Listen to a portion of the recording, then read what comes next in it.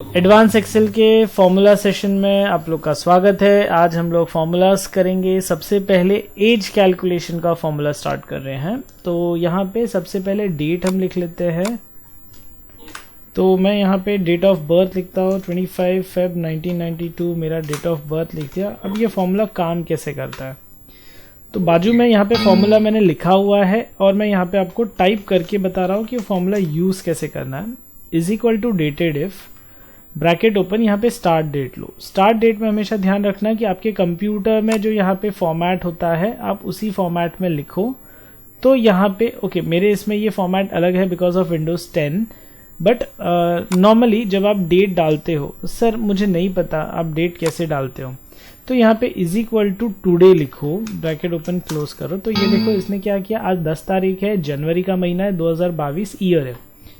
तो यहाँ पे भी आप इसी फॉर्मेट में डेट लिखना। अब मैं यहाँ पे भी टुडे लिखता हूँ, ब्रैकेट ओपन क्लोज। तो ये है ना कैलकुलेशन ऐसे 10 जन 22 बता रहा है।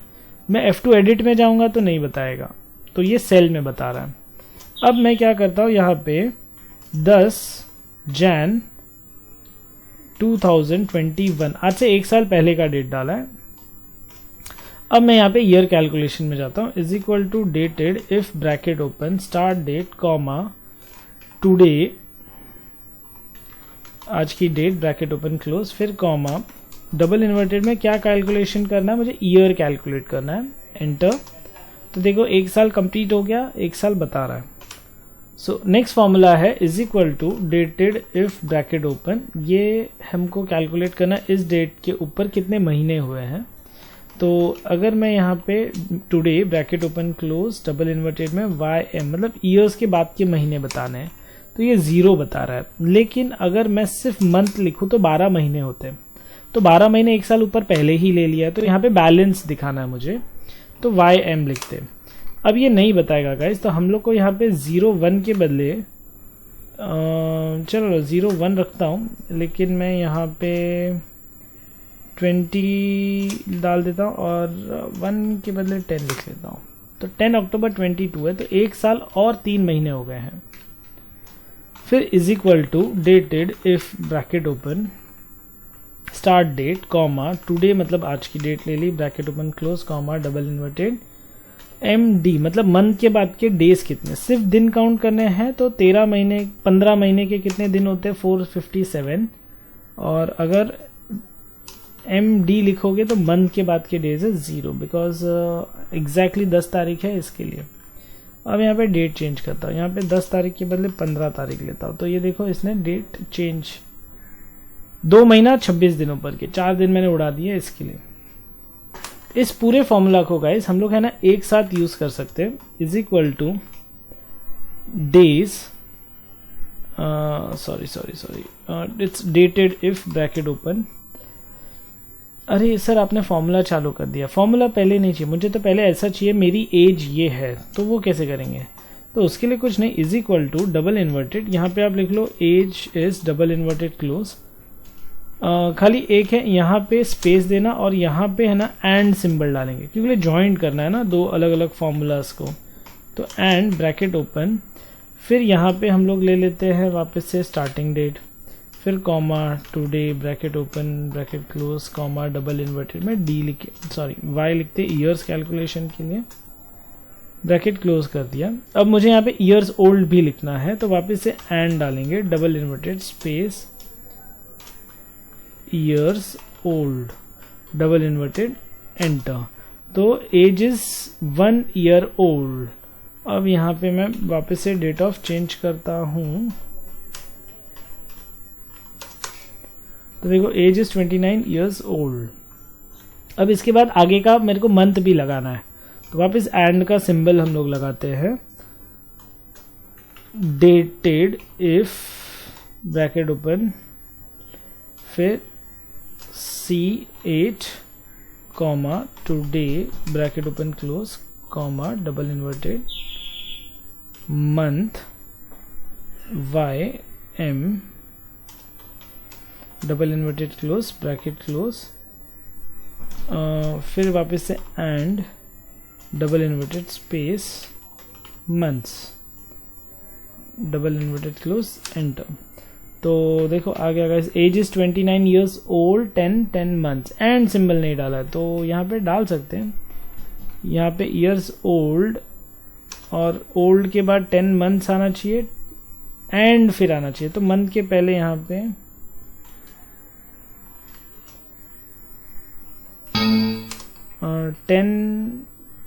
10 months ना, age is 29 years old and 10 months, old के बाद एंड आना चाहिए, ओल्ड एंड 10 मंथ्स। तो आ गया गाइस, बहुत ही इजी फॉर्मूला है, आप लोग भी ट्राई करके देखना।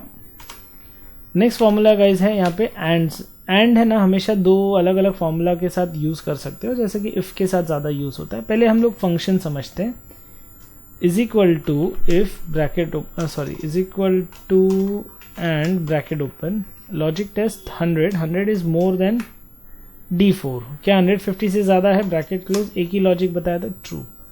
लेकिन अभी लॉजिक चेंज कर दे, अब यहाँ पे C4 is more than equal to 500 comma double inverted, again double inverted नहीं, D4 more than equal to 5 bracket close, false. अब यहाँ पे क्या हो रहा है, दो कंडीशंस अलग अलग है जो दो की मैच नहीं कर रही है। अब चलो ना कोई एक मैच कर देते, 55 कर देता, और D4 55 से ज़्यादा ही है, तो भी फॉल्स आ रहा है, बिकॉज दोनों ही कंडीशन मीट होना चाहिए तो ही ये आंसर ट्रू देता है, नहीं तो नहीं। ऐसे ही फॉर एग्जाम्पल मुझे मिलता है एग्जाम में 35 और एक में 34, क्या मैं पास हूं? तो यहाँ पे condition if bracket open AND bracket open, ये कॉमा नहीं, more than equal to 35 comma, फिर J5 more than equal to 35 comma, फिर J6 more than equal to 35 bracket close, comma double inverted pass, double inverted close, comma double inverted के अंदर fail, enter. तो answer fail आ रहा है। अब ये 36 क्या, वैसे ही आंसर पास, देखो क्योंकि तीनों की तीनों कंडीशंस मीट कर रही है इसके साथ। So this is and formula with using if condition. Average के अंदर क्या, is equal to AVRAGE, average bracket open, आप रेट सिलेक्ट कर दो, यहाँ पे ब्रैकेट क्लोज और एंटर, तो आंसर आ जाएगा। अब यहाँ पे 30, 31, 32, 29, 26, 28 है, यहाँ पे मैं ब्लैंक है, कुछ नहीं है, यहाँ पे डिलीट बटन दबाया, कुछ नहीं है।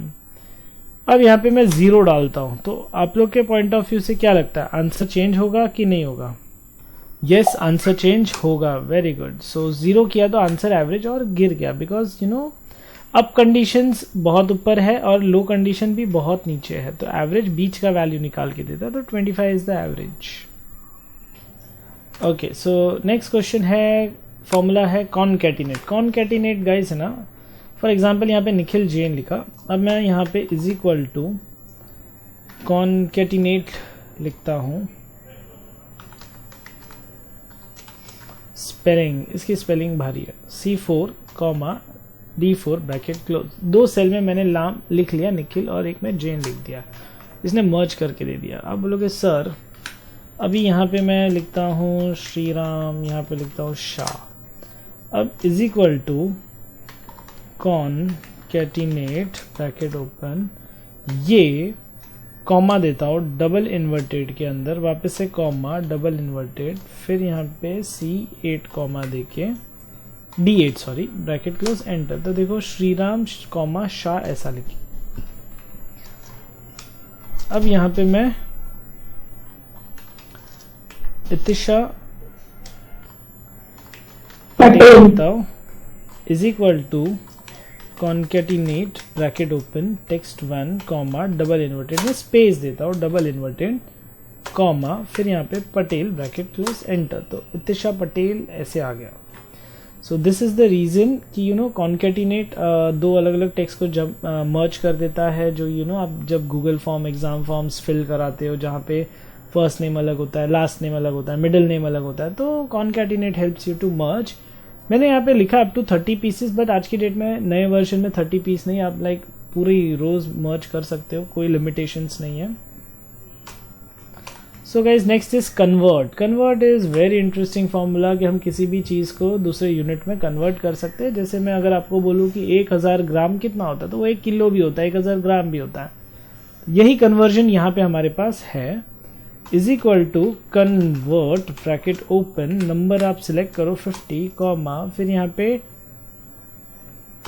डबल इन्वर्टेड में जो चीज़ लिखा है ना, वहाँ पे आप वो सेल में भी लिख सकते हो। तो मैंने सी लिख दिया फर्स्ट सेल, फिर कॉमा, फिर यहाँ पे मैंने लिख दिया E4 ब्रैकेट क्लोज एंटर।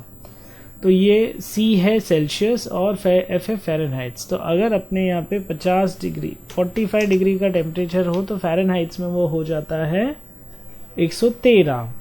अगर यहाँ पे मैं 1 मीटर लिखता हूँ और उसको फिट में कन्वर्ट करता हूँ, तो देखो 45 मीटर कपड़ा मतलब 147 फिट्स है। चलो 1 मीटर मतलब 3.28 फिट हो गया।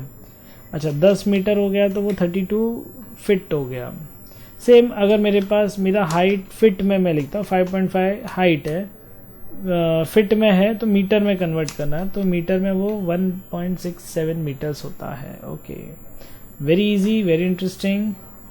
सो is equal to count bracket open, count है ना गाइज, यहाँ पे ये तीनों रेंज आप ले लो, ब्रैकेट क्लोज करना, एंटर करना। तो देखो 2 ही काउंट कर रहा है। आप बोलोगे सर यहाँ पे तो 3 वैल्यूज है, तो ये नेगेटिव वैल्यू को काउंट करेगा, पॉजिटिव वैल्यू को काउंट करेगा, ये इवन डेट को भी काउंट कर लेगा गाइज। बट ये है ना 0 डिवाइड बाय 0 करता तो एरर है, ये एरर को काउंट नहीं करता है, ये ब्लैंक सेल को काउंट नहीं करता है, ये टेक्स्ट को काउंट नहीं करेगा। तो ये इसके ड्रॉबैक्स, मतलब सिर्फ न्यूमरिक वैल्यूज को काउंट करता है जिसमें डेट्स भी आता है। मूव होते हैं नेक्स्ट पे, काउंट ब्लैंक। तो सर जो ब्लैंक वैल्यूज है उनको काउंट करने के लिए, यस उनके काउंट करने के लिए हमारे पास फॉर्मूला है, is equal to count blank bracket open, range select किया, ब्रैकेट क्लोज एंटर। तो 2 ब्लैंक है, जबकि यहाँ पे चलो ना मैं एक काम करता हूँ 3 ब्लैंक कर दिया। तो 3 ब्लैंक किया तो भी ये 2 ही बता रहा है। उसका रीज़न मैंने यहाँ पे एक्स्ट्रा स्पेस दिया जो आप देख सकते हो। मैंने क्या किया था, यहाँ पे F2 बटन एडिट किया, जो पीछे पहले लिखा था 0 डिवाइड बाय 0 एंटर किया, इसको कट किया था मैंने, स्पेस बटन दबाया और फिर एंटर मारा, तो ये काउंट करेगा ही नहीं उसको। ये डिलीट बटन दबा दो, फिर देखो 3 काउंट करता है। तो 3 ब्लैंक सेल्स यहाँ पे अवेलेबल है। अब यहाँ पे न्यूमरिक वैल्यूज कितनी है, तो यहाँ पे is equal to count bracket open, ये सिलेक्ट किया, ब्रैकेट क्लोज एंटर। तो आंसर 4 है। तो अब यहाँ पे कितना है, 1 2 3 4 5 6 7 8 9 और is equal to count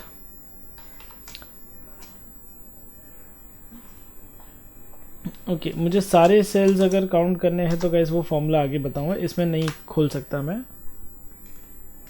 so count if के अंदर गाइस यहाँ पे कुछ कंडीशंस हमने बनाई हैं पहले से। आप लोग देखो टेबल पहले क्या है कि brake, tyre, services, windows, tyres, clutches, sales है प्रोडक्ट के, किस डेट को सेल्स किया और किस प्राइस में सेल किया उसकी लिस्ट है। अब मुझे देखना है how many brake shoes have been brought, कितने ब्रेक शूज़ यहाँ पे हमारे खरीदे हैं, is equal to count if bracket open range. क्या काउंट करना है मुझे, ब्रेक्स काउंट करना है, तो ब्रेक्स वाला टेबल ले लिया, फिर कॉमा डबल इन्वर्टेड में यहाँ पे लिख दो, क्या सर्च करो, ब्रेक्स, ब्रैकेट क्लोज एंटर। तो ब्रेक्स आ गए, 2 है। अब यहाँ पे एक चीज़ का प्रॉब्लम है बहुत कि अगर यहाँ पे इनका स्पेलिंग गलत है तो वहाँ पे आंसर नहीं आएगा। अगर इवन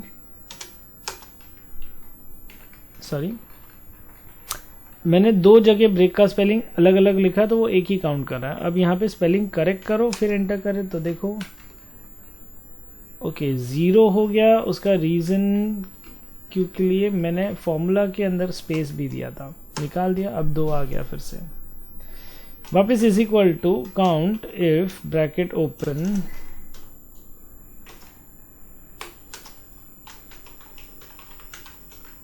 रेंज हमने ले लिया, यहाँ पे वापस से टायर्स का रेंज लिया, comma double inverted tyres enter, 3 tyre आ गए।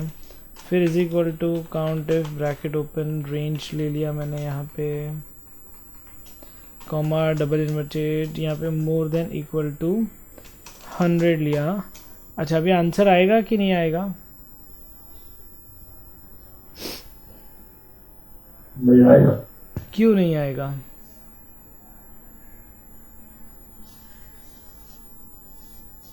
हम लोग हमने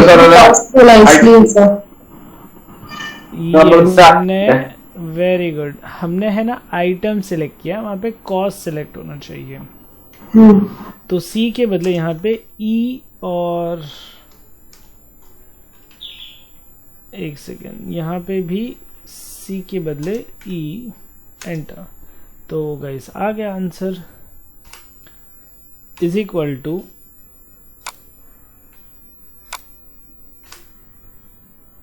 आपने वहाँ पे ताली डाला है? नहीं, मैंने यहाँ पे जो सेल फॉर्मूला में सिलेक्ट किया है ना गाइस वो C4 है।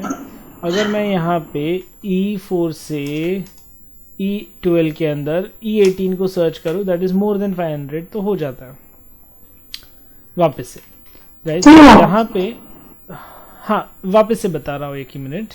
मैं यहाँ पे सर्च करना चाहता हूँ ब्रेक्स लिखा is equal to count if bracket open, यहाँ पे दे देता हूँ मैं रेंज, इस रेंज के अंदर कॉमा क्या सर्च करना है E18 ब्रैकेट क्लोज एंटर, तो आंसर ब्रेक्स आ जाएगा। बट यहाँ पे मैं more than equal to more than 100 search करना चाहता हूँ, मोर देन 100 तो ये नहीं सर्च करके बताएगा। उसका रीज़न गाइस कि वहाँ पे हमने सेल सिलेक्ट किया वो सी कॉलम है जो कि आइटम्स की है। अब हम वापस से रेंज सिलेक्ट करेंगे न्यूमेरिक वैल्यूज़ की और कॉमा कंडीशन लेंगे और ब्रैकेट क्लोज और एंटर, तो आंसर 4 आ जाएगा sir. So this was the count if वाला फॉर्मूला।